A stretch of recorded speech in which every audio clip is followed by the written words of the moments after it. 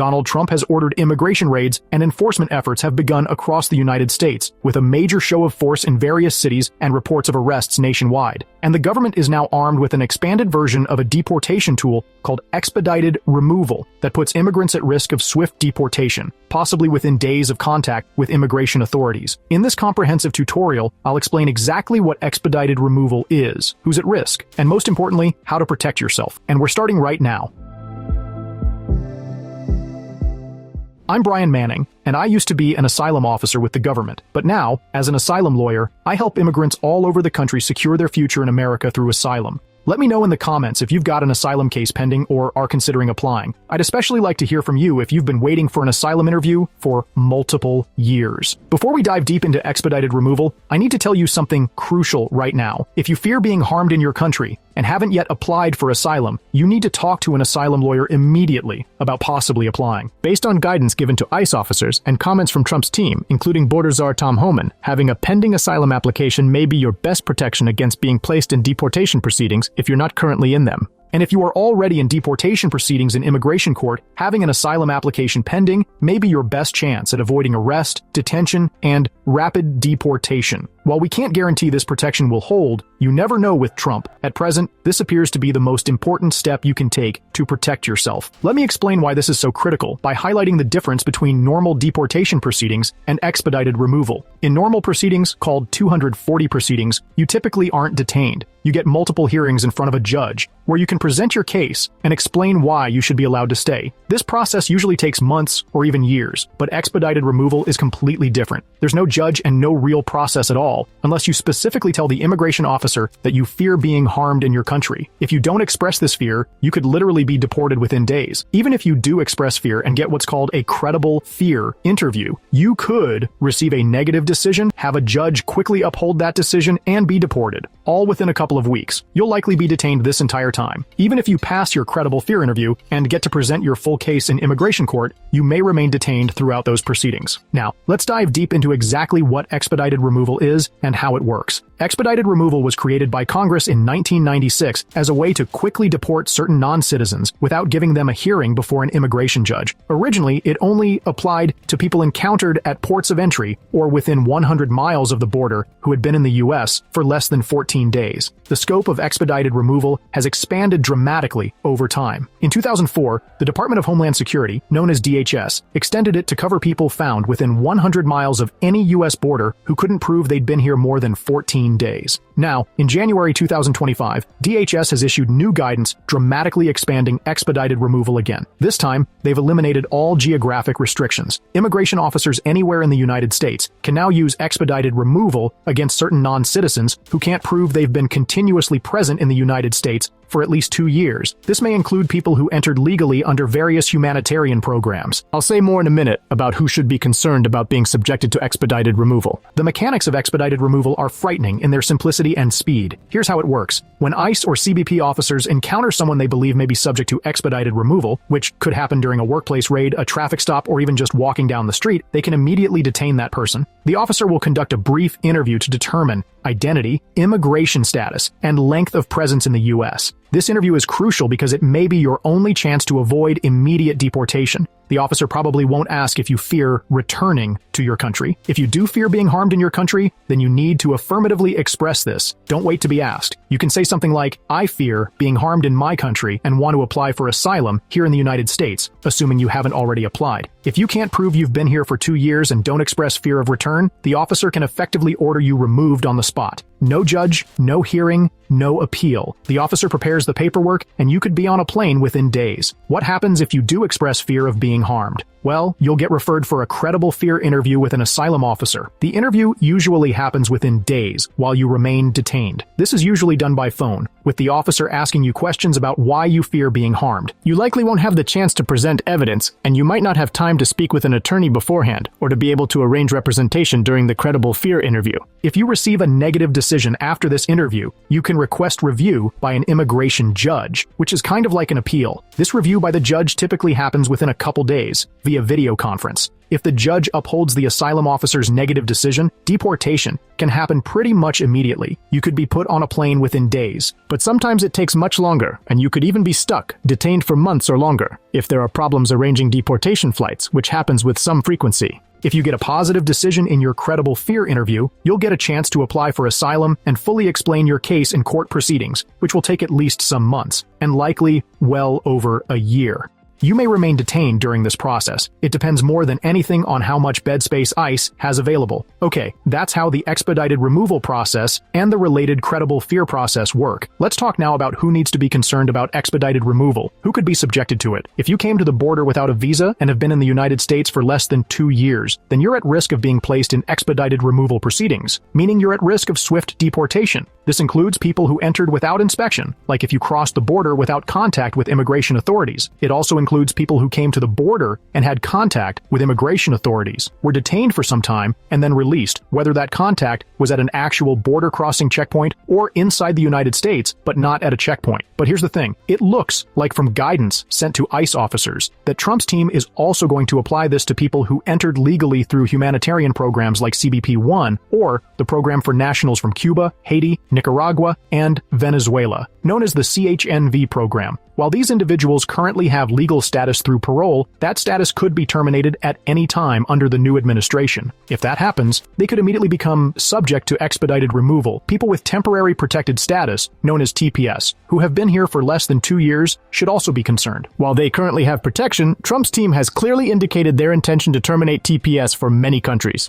If that happens, TPS holders who can't prove 2 years of presence could face expedited removal under the administration's interpretation of who is eligible to be placed in this process. Alarmingly, even people already in regular removal proceedings aren't necessarily safe. ICE could move to terminate those cases and place individuals in expedited removal instead. This would mean likely detention and a much faster process with fewer procedural protections and less time to prepare a defense. And to be honest, many more classes of people than those I've just told you about could be subject to expedited removal, as Trump's team may well seek to expand their interpretation of who this process applies to. Okay, so we've covered what expedited removal is and who it might apply to. Let's talk now about strategies to protect yourself.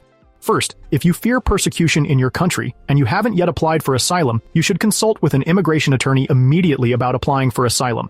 As I stressed at the beginning of this video, it's looking right now like having an asylum application pending may protect you from Trump's massive deportation effort. Second, for those who've been here 2 years or more, document gathering becomes crucial because, as we discussed, expedited removal only applies to people who've been in the United States for less than 2 years. You'll want to collect every possible piece of evidence showing your presence in the United States. Start with your rent or mortgage records, gathering every single payment receipt. Get copies of all utility bills, electricity, water, gas, internet, everything. Obtain complete records from any schools you or your children have attended. Medical documentation can be particularly valuable. Get records of every doctor's visit, dental appointment, and prescription filled. Gather all your tax returns and the associated W-2s or 1099s. Request complete bank statements showing your transaction history in the United States. Save every pay stub from every job you've had in the United States. Your digital presence can also help prove your continuous presence. For example, you can save screenshots of social media posts showing your location. Your Google Maps timeline, if enabled, can show your movements. Even things like food delivery app history, rideshare receipts, and streaming service records can help demonstrate you've been here. Now, listen, document organization becomes critical. Create a master PDF file containing all your evidence, organized chronologically. Ideally, you'd include a detailed table of contents, with all pages paginated. Add explanatory notes where needed. But listen, it's okay if you can't take all these steps. At a minimum, just ensure you have all of your physical presence documents scanned into a single PDF. You can use free scanner applications on your phone for this. Make multiple copies of this file and store them in different places. Save it on your phone, upload it to cloud storage services, email it to yourself, and give copies to trusted family members. Also, you need to create a comprehensive system for emergency access to your physical presence documents. Share cloud storage passwords with trusted family members. Write out clear instructions for accessing everything. Consider giving someone power of attorney in case you're detained detained. This is important because if you get detained, you might not have access to your physical presence documents, but a trusted friend or family member may be able to get them to the ICE officers handling your case. You might, in this way, be able to prove that you're not in fact subject to expedited removal because you've been here at least 2 years. Okay, let's talk about what you should carry with you when you're in public, and then how you should respond if you're approached by ICE. For daily preparation,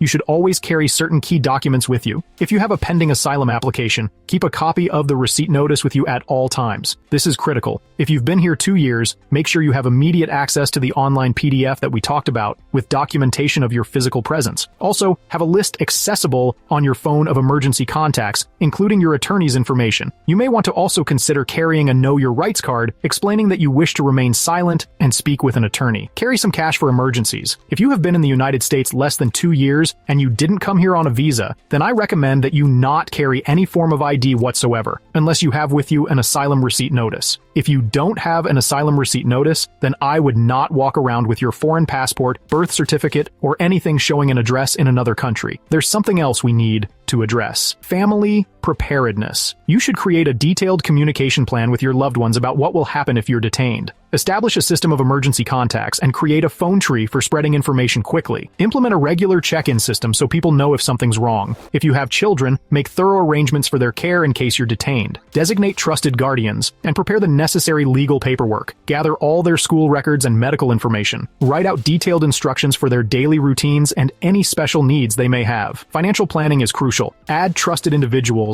as signers to your accounts. Make a comprehensive list of all accounts and arrange for bill payments in your absence. Set aside emergency funds if possible. Document all debts and assets. Create a monthly budget that can be followed if you're not there. Okay, let's discuss what you should actually do and say, or not say, if you're engaged or arrested by an ICE agent. Like, if you are engaged by them on the street, or they come and talk to you at your place of work, or seize you in a worksite raid, what should you do? Before I continue, let me say that attorneys and other experts have varying opinions about how best to approach this tricky issue of how to handle yourself when engaged by immigration authorities. What I'm about to say is my current thinking on this issue, but it's not legal advice. It's general information for educational purposes. I recommend that you hire an immigration lawyer and get legal advice from them tailored to your specific situation. All right, let me address 2 different groups of people, those who came into the country on a visa and those who did not. First, if you entered the country on a visa, like a tourist visa or a student visa, for example, then I think you should carry with you proof of your legal entry on the visa, which is called Form I-94. You should be able to get a copy of this off of the Customs and Border Protection website if you don't have a physical I-94 already. If you have applied for asylum, also show them your asylum application receipt notice. If you entered on a visa and are engaged by immigration authorities, show them your I-94 and explain that you entered the country legally on your visa. But I recommend not engaging in further discussion. If they ask additional questions, say that you prefer not to talk further without first speaking to an immigration lawyer. Okay, that's for people who came on a visa. Now let's talk about people who came here without a visa.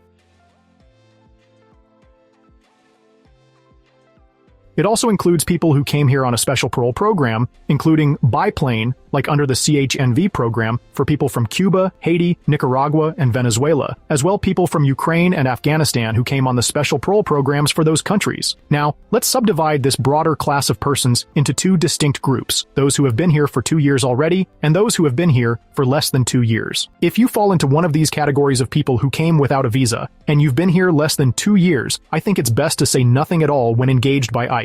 Apart from I prefer not to answer any questions until I've had a chance to talk with my lawyer. If you do that, you may be detained and taken to jail, but I do think this is preferable to trying to have a discussion with the ICE agent on the spot, without a lawyer present, and without having discussed how best to approach things with your lawyer. In immigration detention, you should be allowed to call your immigration lawyer. You must insist that you be allowed to do so. Your lawyer can then advise you about what to do next. Now, what about people who have been here for 2 years? If you're engaged by ICE and you've been in the country at least 2 years, then I think it's best to try to explain this to the officer with whom you're speaking, and offer to show them the electronic version of your physical presence documents, the ones we said earlier that you should have handy on your phone. Also, if you've applied for asylum, tell them this, and show them your asylum application receipt notice. These efforts may avoid you being taken to immigration detention. If ICE agents come to your house, simply don't answer the door. They may knock for a long time, and may insist that they have a warrant that allows them to search your home. This isn't true. They almost certainly have an arrest warrant issued by the Department of Homeland Security, and they mischaracterize this as giving them permission to come into your home. It does no such thing. I recommend just not saying anything at all to them if they're outside your door. If they have a warrant signed by a judge, rather than a DHS warrant, then they may end up forcing their way in, but this is extremely rare. Alright, we've talked about handling yourself upon contact with immigration authorities. Let's turn now to what you can do if they actually do take you to immigration detention. First, try to call your immigration lawyer for guidance. But by far the most important thing to remember is that if you in fact fear being harmed in your home country, you need to say this in unmistakable terms, over and over again to every official you speak with while detained, until they either release you or promise to give what's called a credible fear or reasonable fear interview. You can say, I fear being harmed in my country, and I want to seek asylum here in the United States. You see, if you express fear of being harmed in your country, they're not supposed to deport you without first giving you a chance to explain yourself and have an asylum officer or immigration judge consider your request to stay here and fight an asylum case. Now, to be clear, the authorities probably won't actually go out of their way to ask you whether you fear being harmed. It's up to you to affirmatively state it. If you do so, you'll likely be given an interview with an asylum officer, usually by telephone. They'll ask you about your fear of being harmed. This is the first step in presenting your case.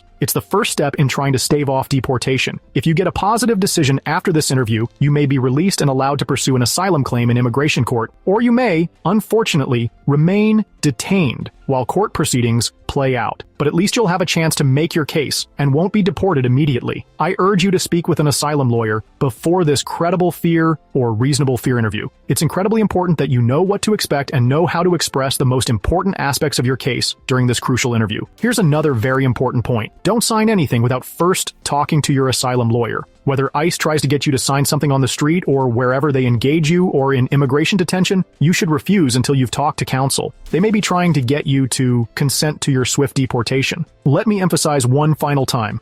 If you fear harm in your country and haven't applied for asylum, now is the time to seriously consider doing so. While we can't guarantee that having a pending asylum application will protect you from expedited removal or from deportation in general, current indications suggest that it may be your best defense against swift deportation. If you're ready to take the next step and get help with your asylum case, call my office today. That number is 713-909-0401. Remember, we help people all over the country, so it doesn't matter where you live. Call us now to schedule an asylum strategy session so we can help you secure your future in America through asylum. Again, I'm Brian Manning, and it's an honor to serve you in your asylum journey.